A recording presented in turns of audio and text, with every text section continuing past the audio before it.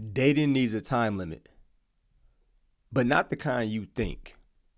It's not about how long you've been together. It's about who they are in real environments. Sometimes I hear people say, man, you got to spend at least 5 years with knowing somebody and they might change. Like, dude, you get married, you guess what's going to happen? That person's going to change. It's more so about seeing them in environments like see them in church or see them when they're stressed. Are they always stressed? See them when there's conflict. Are they always in conflict? Seeing them with their family, seeing them just in everyday life. And I can tell you, even if you get married, what's going to happen? You're going to see them in a way that you've never seen them because stuff just happens and that's life in. Now, if you are dating and you are hiding those spaces, like that's a problem. That is 100% a problem. And I got to be real with y'all. My wife and I, we ended things a couple of times. We had a few failed dating attempts. But what I realized is it was better that it ended because trying to force something before it was ready would have destroyed it. Instead, you know what happened? It came back with a boom and she got a ring. You get what I did there? Boomerang. You throw a boomerang, you come back, boom, and a ring. You're like, yeah, definitely.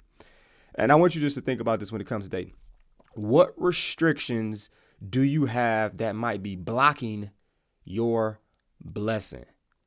Like I hear people say stuff like, I'm not going to get married until I'm 28 because I want to travel the world. I want to get my degree. I want to get my master's. I want to do this, and this. I want to do X, Y, and Z. And it's like, okay, if you put a age limit like that, so what are you dating for then? Are you dating for marriage or are you dating just to pass time? What do you think is going to happen in that time? Or let's say you're 28 and now it's like, are you going to force it? Or are you going to hold on to something and hide behind, well, nothing is perfect, so I'm going to just make this work. But very little is good about that relationship, and you know what a good relationship looks like or should look like. And sure, it's a warm body, baby. Sure, it's a warm body, but it ain't good. It's not the good that the Lord talks about being good. And I just want to tell you what Proverbs 16 verse 9 says. It says, in their hearts, human plan their course, but the Lord establishes their steps. So the real questions to ask aren't, am I ready? The real questions are, am I ready to serve? Am I humble enough to submit?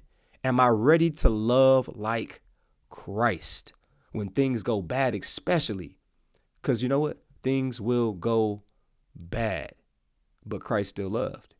He loved us with no conditions. Are you ready for that?